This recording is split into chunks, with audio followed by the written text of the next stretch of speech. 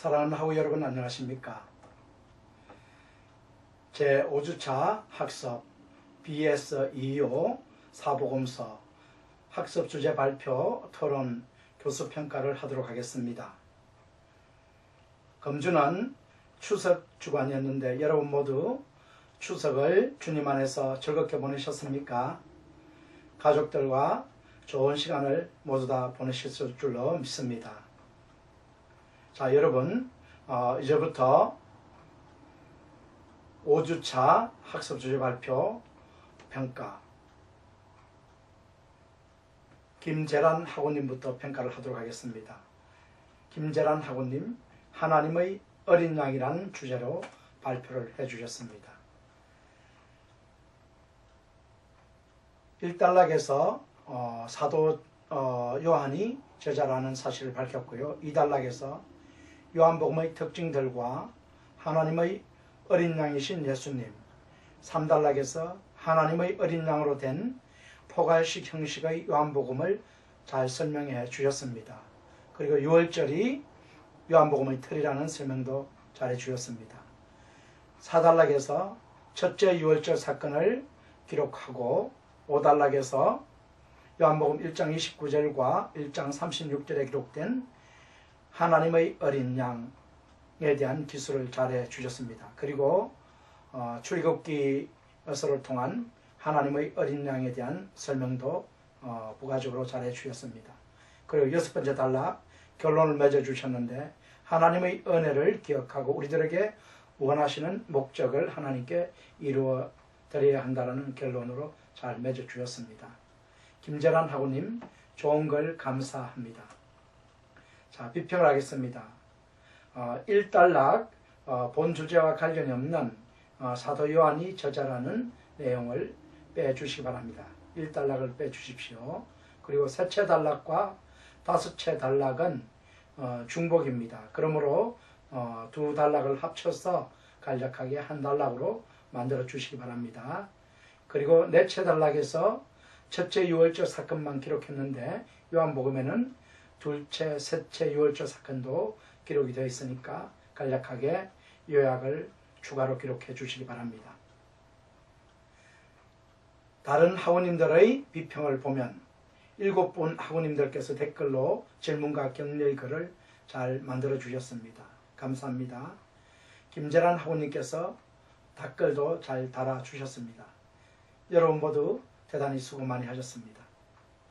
두 번째 김미숙 학우님 주제 발표 요한의 기독론 중 4가지 다른 강조점이라는 제목으로 주제 발표를 해주었습니다. 이것에 대해서 살펴보면 요한복음에서 예수님에 대해 기독론적으로 독특하게 기술한 4가지의 강조, 즉 로고스, 하나님의 어린 양, 지혜와 대리인 및 하나님에 대해서 잘 설명을 해 주셨습니다. 김미숙 학우님 좋은 걸 감사합니다. 비평을 하면 제목을 요한의 독특한 기독론적 강조 4가지로 바꿔주시면 더 좋겠습니다. 요한의 독특한 기독론적 4가지 강조.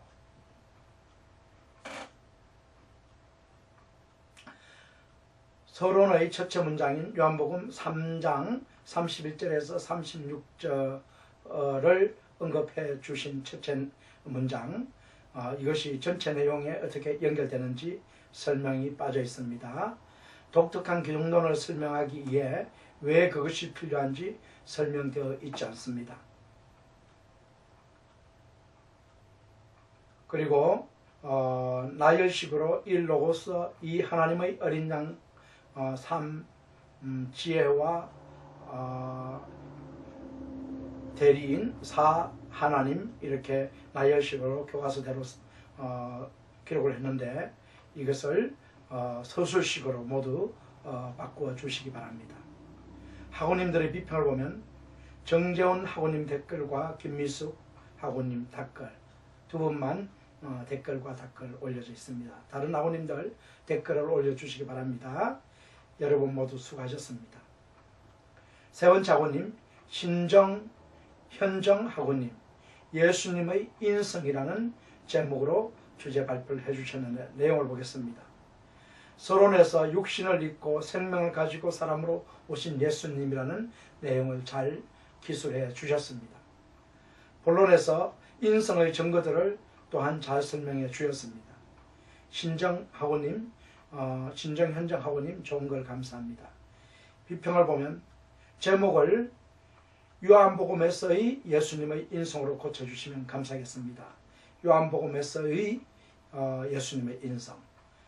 본론을 2, 3, 4단락으로 잘 작성해 주셨는데 이 단락에서 요한복음의 인성 증거들을 잘 말씀해 주셨습니다. 그러나 3단락에서 요한복음의 내용이 아닌 것들이 들어있고 또 4단락에서는 빌립보서 2장의 내용을 기록하고 그것을 설명을 했습니다. 이렇게 하지 말고 이것들을 빼고 요한복음 속에 있는 내용을 가지고 설명을 해 주시기 바랍니다. 결론을 잘 기술해 주셨습니다. 네, 신정현정 학우님 감사합니다. 자,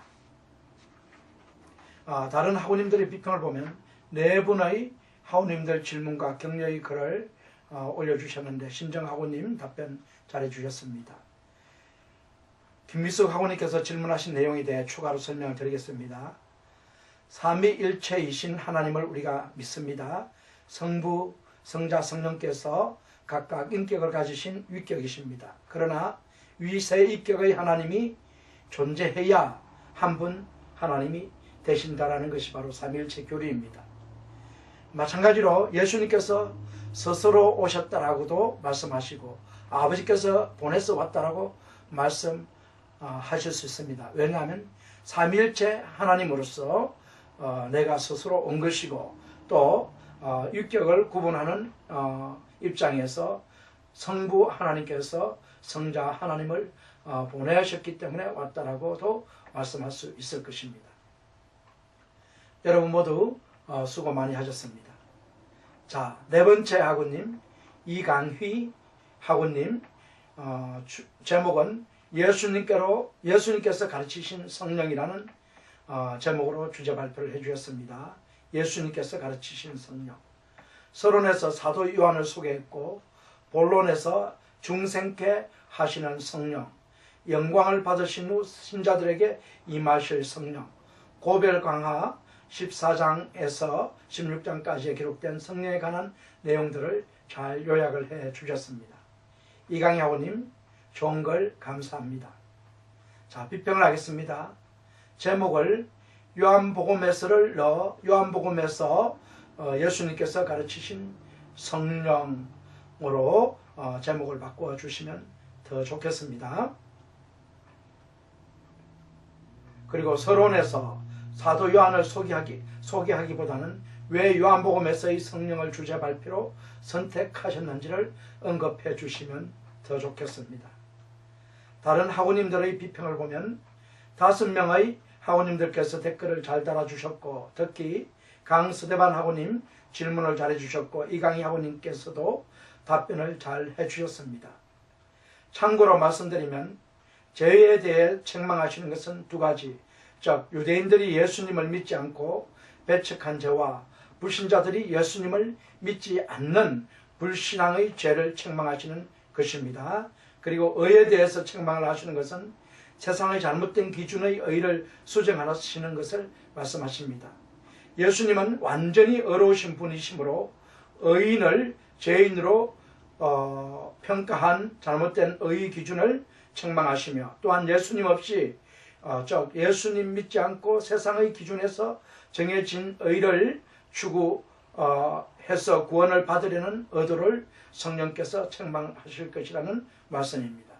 그리고 심판에 대해 책망을 하시는 것은 성령께서 세상이 가진 심판에 대한 잘못된 생각을 책망하신다라는 것입니다. 마귀가 예수님의 죽음과 부활을 통해서 심판을 받아 곧 멸망을 당할 것입니다. 그러므로 예수님을 믿는 자들은 더 이상 죄로 인하여 심판을 받지 않을 것입니다. 심판은 장차 예수님을 믿지 않는 자들이 받아서 마귀와 함께 영원한 지옥 불못 속에 던져지는 형벌, 영원한 형벌을 받도록 심판을 내리시는 것입니다. 성령께서 이와 같은 심판의 개념을 갖지 못한 세상을 책망하시고 심판의 개념을 바르게 알게 하실 것을 말씀하신 내용이 바로 성령께서 오시면 세상을 책망하시고 이는 이미 세상의 임금이 심판을 받았느니라 하신 말씀입니다. 자, 여러분 모두 대단히 수고 많이 하셨습니다. 다섯 번째 학우님, 박종수 학우님, 말씀이 육신이 되어 오신 예수님이라는 제목으로 주제 발표를 해주었습니다. 요한복음에 기록된 성육신하여 오신 예수님의 생애를 잘 설명해 주셨습니다. 이와 같이 성육신하신 목적이 우리 구원을 위한 것이라는 내용의 글 감사합니다. 박종수 학우님, 좋은 걸 감사합니다. 비평을 보면 서론에서 인성을 가지신 예수님, 즉 성육신하여 오신 예수님을 주제 발표로 다루는 이유가 무엇인지를 설명해 주시면 좋겠습니다. 결론에서 둘째 문장을 박종수 학우님 자신의 말로 바꾸어 쉽게 기술해 주시기를 바랍니다. 학우들의 비평을 보면 네 분의 학우님들 비평 감사합니다. 아직 두 분에게 답변을 안 하셨는데 박종수 학우님 답변을 해 주시기 바랍니다. 김민선 학우님, 요한복음의 표적이라는 타이틀로 발표를 해주셨습니다. 내용을 보면 예수님께서 표적을 행하신 이유는 제자들과 유대인들로 믿도록 하게 하기 위함이라고 내용의 서론, 7대 표적의 본론 기술, 그리고 표적을 보고도 불신한 유대인들과는 달리 우리들이 영적으로 깨어 하나님 말씀 하나하나에도 은혜를 받아야 한다는 결론의 글 잘 만들어 주셨습니다. 김민선 학우님 좋은 걸 감사합니다. 비평을 하겠습니다. 본문에 7대 표적을 나열식으로 작성을 하셨는데 서술식으로 작성해 주시길 바랍니다. 학우들의 비평을 보면 7분의 학우님들 질문과 격려 감사합니다. 김민선 학우님께서 모든 분들에게 답변을 해 주시기 바랍니다. 여러분 모두 대단히 수고 많으셨습니다. 7번째, 임순 추리나 학우님, 하나님이신 예수님이라는 제목으로 주제 발표해 주셨습니다. 내용은 하나님이신 예수님이라는 좋은 주제입니다. 예수님께서 하나님이심을 사도 요한은 하나님과 아들의 독특한 관계를 통해서 또한 그가 행한 표적을 통해서 강조한다는 내용의 글로 잘 발표를 해 주셨습니다. 본론에서 선지하신 예수님과 표적을 통해서 하나님과 동등하심을 보인 예수님에 관한 내용을 두 단락으로 잘 만들어 주셨습니다. 이와 같이 아들을 주신 하나님의 사랑으로 구원을 받은 우리들이 신실한 고백을 하면서 참 제자로 살아야 한다는 내용으로 결론을 잘 내려주셨습니다. 임순출이라 학우님 좋은 걸 감사합니다. 비평을 하도록 하겠습니다. 서론의 첫 문장을 요한은 예수님의 신성을 하나님과 아들의 관계 및 예수님께서 행하신 표적을 통해서 강조한다로 고쳐주시면 좋겠습니다. 다른 학우님들의 비평을 보면 5분의 학우님들께서 질문과 격려를 잘해 주셨습니다. 임순출이라 학우님 모든 분들에게 답변해 주시기 바랍니다. 여러분 모두 수고 많이 하셨습니다. 정다슬 학우님 요한복음에서의 예수님의 신성이라는 주제로 발표를 해주셨습니다. 제목으로 발표를 해주셨습니다. 내용을 보면 서론에서 요한복음에서의 예수님의 신성을 다루겠다는 내용 잘 언급하셨고 본론에서 예수님의 신성을 나타내는 구체적인 요소들로서 호칭인 아들 에이고 에이미의 7대 형식 전지하신 예수님을 세 단락으로 잘 만들어 주셨고 결론으로 그 아들을 통해 우리를 구원하신 하나님의 사랑과 은혜를 잘 적용하여 말씀해 주셨습니다. 정다슬 학우님 좋은 주제의 글 감사합니다. 자, 비평을 하면 결론 마지막 문장에서 전혀 하실 필요가 없는 이라는 이 문구, 전혀 하실 필요가 없는 이 문구를 인간의 몸을 입고 오신 하나님 그분 외에는 아무도 대신할 수 없는 우리의 구속을 위하여로 바꾸면 더 좋겠습니다. 다시 한번 말씀드리면 인간의 몸을 입고 오신 하나님 그분 외에는 아무도 대신할 수 없는 우리의 구속을 위하여로 바꿔주시면 더 좋겠습니다. 다른 하우님들의 비평을 보면 6분의 하우님들께서 질문과 격려의 글을 잘 올려주셨습니다. 특히 강서대반 하우님의 댓글에서 여호와 정인들과의 논쟁에 대한 글이 추가되어 있는데 여호와 정인들이 예수님을 하나님으로 인정하지 않는 것은 요한복음 1장 1절에서 이는 곧 하나님이시라는 말씀이 있는데 이 우리말 이 구절 이는 곧 하나님이시라 이 구절은 헬라어에서는 정관사가 없는 하나님 데오스로 표현되어 있습니다. 그러므로 여호와 정인들은 정관사가 없다고 해서 그것을 하나님을 나타내는 것이 아니라 하나님의 성품을 가진 사람을 나타내는 것이라고 주장을 했습니다. 그렇게 해서 말씀이신 로고스가 하나님이었다라고 주장하는 것은 잘못된 것이며 오히려 그 말씀이 사람이었다라고 하는 것이 옳다라고 여호와 정인들이 주장을 하고 있습니다. 그러나 원어 헬라어 기초 언어에 보면 정관사가 있든 없든 간에 그 서술적으로 쓰인 그 데오스는 하나님을 나타내는 것입니다. 신약성경에 데오스가 정관사가 있는 것과 정관사가 없는 것이 하나님을 나타내기 위해서 사용되었기 때문입니다. 그러므로 이 언어의 기초적인 문법을 잘못 해석해서 오류를 해석해서 여호와 정인들은 그들은 예수님을 사람이었다, 하나님이 아니었다라고 주장을 합니다. 그만큼 성경에 대해서 무지한 사람들이 바로 여호와 정인들입니다. 정다슬 하우님 댓글을 다신 하우님들 모두에게 답변을 해주시기 바랍니다.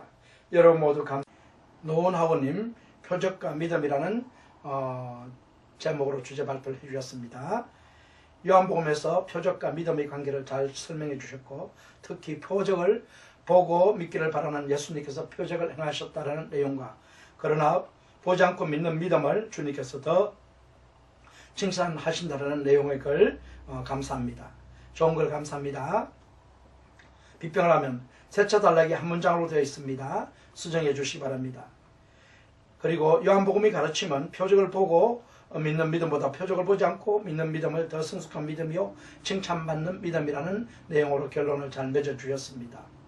그러나 히브리서 11장 1절에서 3절까지의 말씀을 인용해서 요한복음의 내용에 대한 표적과 믿음의 결론을 내려주신 것은 잘못된 것입니다. 그러므로 요한복음 내에 있는 말씀을 인용해서 표적과 믿음의 결론을 내려주시기 바랍니다. 다른 하우님들의 비평을 보도록 하겠습니다. 네 분의 하우님들께서 댓글을 잘 달아주셨는데 질문이 없으신 것이 아쉽습니다. 스데반 하우님께서 말씀하신 것처럼 우리들이 모두 보지 않고 예수님을 믿는 믿음을 가졌으니 얼마나 큰 복인지 모르겠다라고 말씀하셨는데 이 모두가 하나님의 은혜입니다. 노은 하우님 간단한 답변 잘했습니다. 여러분 모두 수고 많이 하셨습니다. 강스데반 하우님 제자들을 격려하시는 예수님이라는 제목에 대한 주제 발표글 비평을 하겠습니다. 내용을 보면 요한복음 21장 1절에서 14절까지의 내용을 통해서 배신한 제자들을 다시 찾아오셔 용서와 사랑을 베푸시는 내용으로 주제 발표를 잘 해주셨습니다. 강스데반 하우님 좋은 걸 감사합니다. 자, 비평을 하자면 채택하신 본문을 해석할 때 하우님께서 추측하신 것처럼 제자들이 생계를 위해서 다시 본업으로 돌아갔다라고 해석을 하는 분들이 있습니다만 20장과 연결되는 문맥의 입장에서 볼 때 제자들이 본업으로 돌아가서 고기를 잡았다라고 보는 것보다는 오히려 제자들이 부활의 주 예수님을 만나기 위해서 갈릴리에 되돌아갔다가 주님을 만나기 전에 가진 텀을 타서 물고기 잡는데 사용했다라고 보는 것이 더 옳지 않을까 생각됩니다. 요한복음 20장은 11 제자 중 마지막으로 도마가 부활의 주님을 직접 뵙고서 나의 주시며 나의 하나님이라고 고백한 기독론적 고백을 다루고 있는 부분입니다. 그러므로 그 부분이 끝나자마자 제자들이 바로 배신해서 물고기를 잡으러 갔다는 것은 일치가 되지 않는 내용입니다. 그러므로 그러한 해석보다는 오히려 제자들이 갈릴리에 가서 부활하신 예수님을 만나기 위해서 갔는데 그곳에서 시간이 나는 틈을 타서 물고기를 잡았다라는 이런 내용으로 해석하면 더 좋겠습니다. 이것에 대한 증거들로서는 마가복음에 보면 마지막 16장에서 천사들이 제자들에게 가서 갈릴리로 가라, 그러면 부활하신 주님을 배우리라고 말씀하는 내용이 들어있고요. 그 다음에 마태복음 28장에 보면은 갈릴리 어느 한 산에서 제자들이 예수님을 배웠고 경배하는 내용이 마지막으로 기록되어 있습니다. 그러므로 이것들과 일치해서 요한복음 21장에 물고기 잡는 이 사건은 바로 예수님을 만나기 위해서 제자들이 갈릴리에 갔다가 잠시 있는 시간을 틈타서 물고기를 잡으려고 했다라고 해석하는 것이 좋겠습니다. 자, 학우님들의 비평을 보면 6분의 댓글과 질문 감사합니다. 서대방 강 학우님께서 댓글과 질문 답변 잘 해주셨습니다. 여러분 모두 대단히 수고 많이 하셨습니다. 자, 이제 11번째 학우님 정재훈 학우님 주의 사랑하시는 제자라는 주제의 제목의 주제 발표 보겠습니다. 서론에서 왜 저자가 자신의 정체를 주의 사랑하시는 제자 속에 감추었는가라는 의구심으로써 시작하면서 잘 작성해 주셨습니다. 본론에서 그리스도인의 정체성이 주님께서 사랑하시는 자를 강조하시는 것이라고 잘 설명해 주었습니다. 결론에서 주님의 사랑을 받는 우리들 역시 주님을 사랑하고 선한 행실로 주님께 영광을 돌리는 삶을 살아야 한다라는 결론으로 내용을 잘 마무리해 주셨습니다.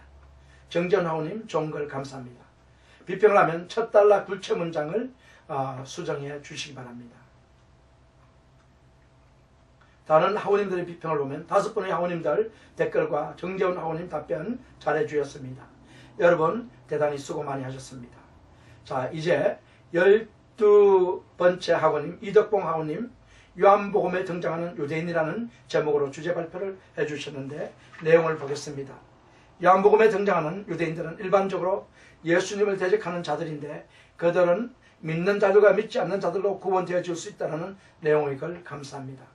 이덕봉 학우님 종을 감사합니다. 자, 비평을 하면 본문 단락, 즉 줄체 단락에서 예수님께서 유대인에 대한 배척을 보여주는 불신앙으로 표본을 제시하고 있다라고 이렇게 기록을 했는데 이 문장을 잘 이해가 될 수 있도록 수정을 해 주시기 바랍니다.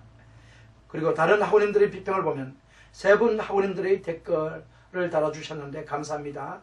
질문도 잘 해주셨고 질문에 대해 답변도 잘 해주셨습니다.